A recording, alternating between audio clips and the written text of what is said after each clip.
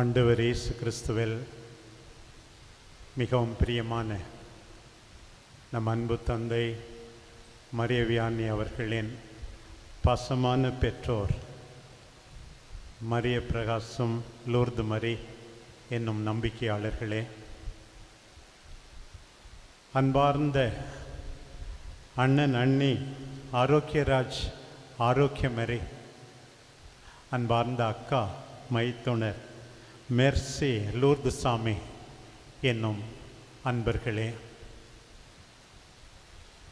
இங்கே கூடி வந்திருக்கின்ற நெருக்கமான உறவுகளே, அருள் சகோதரிகளே, அருள் பணியாளர்களே, மாண்பமை பேராயர் பிரான்சிஸ் கலிஸ்ட் அவர்களே, உண்மையாகவே இந்த திடீர் இறப்பை புரிந்து கொள்ளவே முடியவில்லை. மார்ச் மாதம் 8ஆம் தேதி காலை 6 மணிக்கு, மீண்டுமாக 9ஆம் தேதி காலை 7:30 மணிக்கு என்னோடு இணைந்து திருப்பலி நிறைவேற்றினார் நம்முடைய பாசமான தந்தை மரிய வியானி. இவ்வளவு சீக்கிரம் அவரை பிரிவேன் என்று நான் நினைத்தும் பார்க்கவில்லை. 11ஆம் தேதி எனக்கு செய்தி வந்தது, நோய்வாய்ப்பட்டிருக்கிறார் என்று. இல்லை, 2 நாட்களுக்கு முன் எனக்கு எந்த அறிகுறியும் தெரியவில்லையே என்றேன். நான் போய் பார்க்கணும் என்று சொன்னேன்.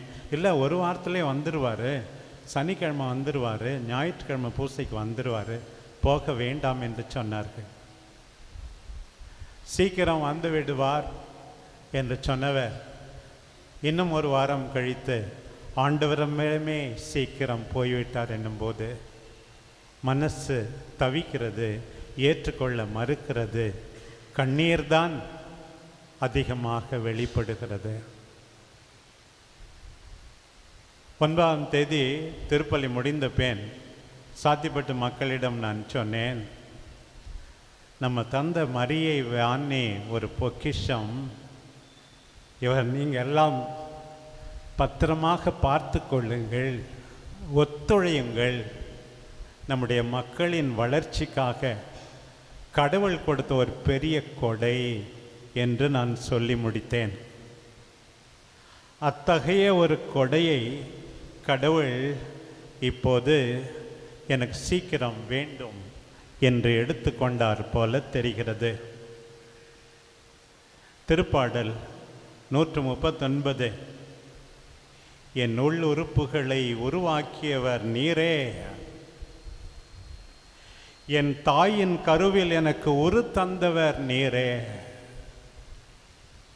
13வது வசனம், அஞ்சத்தகு முறையில் வியத்தகு முறையில் நீர் என்னை படைத்ததால் நான் உமக்கு நன்றி கூறுகிறேன்.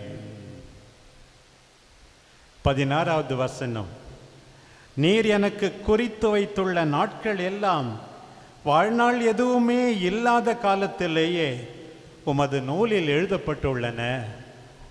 ஆண்டவரே, எங்கள் அன்பு தம்பி வியானிக்கு 41 ஆண்டுகள் 4 மாதம்தான் என்று வாழ்நாள் எதுவுமே இல்லாத சமயத்திலேயே குறித்து வைத்திருந்திருக்கிறா, ஏற்றுக்கொள்ள முடியவில்லையே. கண்ணதாசன் இயேசு காவியத்தில் மரித்த ஆண்டவரின் உடலை மாதா மடியிலே கிடத்தி இருக்கின்ற போது, தாயிருக்க பிள்ளை சாகும் சங்கடங்கள் கொஞ்சமோ என்று சொன்னார். இன்றைக்கு அம்மா லூர்து மரிக்கும் அப்பா மரிய பிரகாசத்துக்கும் அதே வார்த்தைகள் தான். அப்பா இருக்க, அம்மா இருக்க, அக்கா இருக்க, அண்ணன் இருக்க, தம்பி சாகின்ற சங்கடங்கள் கொஞ்சமா? இன்றைக்கு ஆயர் இல்லத்தில் உறக்கமாக ஒலித்த அழுகுரல் எல்லாமே சாட்சி. பங்கு மக்கள், பக்கத்து ஊர்க்காரர்கள் எல்லாருமே தங்களில் ஒருவரை இழந்ததைப் போல தங்கள் வருத்தத்தை, துயரத்தை தெரியப்படுத்தினார்கள். அதுதான் மிகப்பெரிய சாட்சி, ஆறுதல் இந்த நல்ல மனிதருக்கு, இந்த நல்ல குருவுக்கு. யோவான் நற்செய்தி 11ஆம் அதிகாரத்தில் இன்றைக்கு வாசிக்க கேட்டோம். ஆண்டவரே, நீர் இங்கே இருந்திருந்தால் என் சகோதரன் இறந்திருக்க மாட்டான். மீண்டுமாக 32ஆம் வயதத்தில் மரியா 32ஆம் வசனத்தில் மரியா வேறு. ஆண்டவரே, திருப்பி அதே வார்த்தைகளை சொல்லி, ஆண்டவரே, நீர் இங்கே இருந்திருந்தால் என் சகோதரன் இறந்திருக்க மாட்டான். ஆண்டவரே, எங்களோடு இருக்கின்றீரா? அப்படியானால் ஏன் எங்கள் வியானி இறந்தார் என்று ஆண்டவரை பார்த்து கேட்கிறோம். ஆண்டவருடைய பதில் என்ன? உள்ளம் குமுறினார். 35வது வசனத்தில் கண்ணீர் விட்டார், அழுதார். இதுதான் ஆண்டவருடைய பதில். உறக்க ஒலித்த இந்த அழுகுரலோடு ஆண்டவர் இயேசுவின் அழுகுரலும் எனக்கு கேட்கிறது. அன்னைக்கு அவங்க 2 பேர், இன்னும் கொஞ்சம் 10-15 பேர் அழும்போது, ஆண்டவரே, நீ சும்மா இருக்கவில்லையே, எங்கள் கண்ணீரை நீர் பார்க்கிறீர் தானே, ஆண்டவரே எங்களுக்கு ஆறுதல் தாரும். ஆண்டவரே, எனக்கு மீண்டும் மீண்டும் நினைவுக்கு வருவது, ஒரு அம்மா ஜெர்மனியிலிருந்து எழுதினார்கள், ஆண்டவரே, எங்களை விட்டு நீர் அவரை பிரித்தது வருத்தம் என்பதை விட இவ்வளவு நாள் இத்தகைய அன்பான ஒருவரை, யாரையும் காயப்படுத்த நினைக்காதவரை எங்களுக்கு கொடுத்தீரே, விட்டு சென்றீரே, எங்களுக்கு வகுப்பு தோழராக கொடுத்தீரே, புதுவை கடலூர் உயர் மறை மாவட்டத்துக்கு கொடுத்தீரே, எங்கள் ஊருக்கு கொடுத்தீரே, பணிக்கன்குப்பத்துக்கு கொடுத்தீரே, சாத்திப்பட்டுக்கு கொடுத்தீரே, இன்னும் பணியாற்றிய மற்ற பங்குகளுக்கு கொடுத்தீரே என்ற ஆண்டவருக்கு நன்றி சொல்லி நம்மோடு அழுகின்ற ஆண்டவரால் நாம் ஆறுதல் பெற வேண்டும் என்று நினைக்கிறேன். பிரியமானவர்களே, இன்றைக்கு வாசிக்கப்பட்ட அந்த நீதிமொழிகள் நூலும் நமக்கு ஒரு பக்கம் ஆறுதல், இன்னொரு பக்கம் சிறந்த போதனை. பொன்னை உலையில் இட்டு புடமிடுவது போல ஆண்டவர் அவரை புடமிட்டார். யாருக்கும் வெளியே காட்டிக்கல, பெராயர் சொன்னது போல யாருக்கும் சொல்லிக்கல. சொன்னால் அம்மா ரொம்ப கஷ்டப்படுவாங்க, அண்ணன் நான் கொஞ்சம் காசு போட்டு நான் பார்த்துக்கிறேன் அப்படின்னு சொன்னார். என்னுடைய வியாபாரத்தில் வர்றதை பற்றி கஷ்டப்பட வேண்டாம் என்று அதிகமாக வெளிப்படுத்தாமலேயே மறைவாகவே மௌனமாகவே துன்புற்றிருக்கிறார். யாரிடம்தான் குற்றம் இல்லை, எல்லாரிடமும் ஒரு சில தவறுகள் இருக்கத்தான் செய்கின்றன. ஆண்டவர் பொன்னை உலையில் இடுவது போல அவரை புடமிட்டு இருந்திருக்கிறார். அருளும் இரக்கமும் தாம் தேர்ந்து கொண்டவர்களோடு இருக்கும் என்பது தான் நமக்கு ஆறுதல். ஆண்டவர் எல்லாருக்கும் ஆறுதல் காட்டுகிறார். அன்னைக்கு யாரோ என்கிட்ட கேட்டாங்க, என் மேல் ரொம்ப கோபமாக இருக்கீங்களான்னு கேட்டாங்க. ஹிட்லரை கூட நான் வெறுக்கவில்லை, உங்கள் மீது நான் கோபமாக இருக்க மாட்டேன் என்று சொன்னார். மென்மையான, கனிவான, அன்பான இவரோடு ஆண்டவருடைய அருளும் இரக்கமும் இருக்கும். உரிய காலத்துக்கு முன் இறந்தாலும் அவர்கள் இளைப்பாறுதல் அடைவார்களாம் ஆண்டவர் சொல்லுகிறார். இன்றைக்கு நமக்கு ஆறுதல் சொல்லுகிறார். உரிய காலத்துக்கு முன் இறந்து விட்டார், ஆனால் நிச்சயமாக ஆண்டவர் ஆறுதல் தருவார். நீடிய வாழ்வு, ஆண்டுகளின் எண்ணிக்கை ஒரு மனிதனின் அளவுகோல் அல்ல. ஞானம்தான், நரை திரை குற்றமற்ற வாழ்வுதான் பழுத்த முழுமை. ஞானம்தான் நரை திரை, குற்றமற்ற வாழ்வுதான் பழுத்த முதுமை. தீமை நடுவு நின்று அவர் எடுத்துக்கொண்டார். தீமையாளர்கள் நடுவு நின்று ஆண்டவர் எடுத்துக்கொண்டார். நாம் எல்லாம் இந்த நேரத்திலே சொல்லிக்கொள்ள வேண்டியது, பச்சை மரத்துக்கே இப்படி என்றால் பட்ட மரத்துக்கு என்ன ஆகுமோ? சென்ற ஞாயிற்றுக்கிழமை கேட்டோம், பிலாத்து கலிலேயருடைய இரத்தத்தை அவர்களுடைய பலியோடு கலந்தான் என்று. ஆண்டவர் மற்றவர்கள் உயிராயிருப்பவர்கள் எல்லாம் குற்றமற்றவர்கள் என்று நினைக்காதீர்கள், மனம் திரும்பாவிடில் நீங்கள் அழிந்து போவீர்கள். சிலோவாமில் கோபுரம் இடிந்து விழுந்து 18 பேரை கொன்றதே, மனம் திரும்பாவிடில் நீங்கள் அழிந்து போவீர்கள். இறந்தவர்கள் பாவிகள் என்று நினைக்காதீர்கள். உயிராயிருக்கிற அத்தனை பேருக்கும் இது ஒரு அழைப்பு மனமாற்றத்திற்கு, நிறைவாக வாழ்வதற்கு, அன்பாக இருப்பதற்கு. பாருங்கள், தம்பி வியானியினுடைய இறை நம்பிக்கை தான் அவரை இவ்வாறு வாழ வைத்தது. குறிப்பாக நான் கண்டது, எந்த ஒரு வேலை கொடுத்தாலும் தள்ளி போடாமல் உடனே செய்து முடித்துவிட்டு உரியவர்களிடம் கணக்கு கொடுப்பது. Transparency, accountability.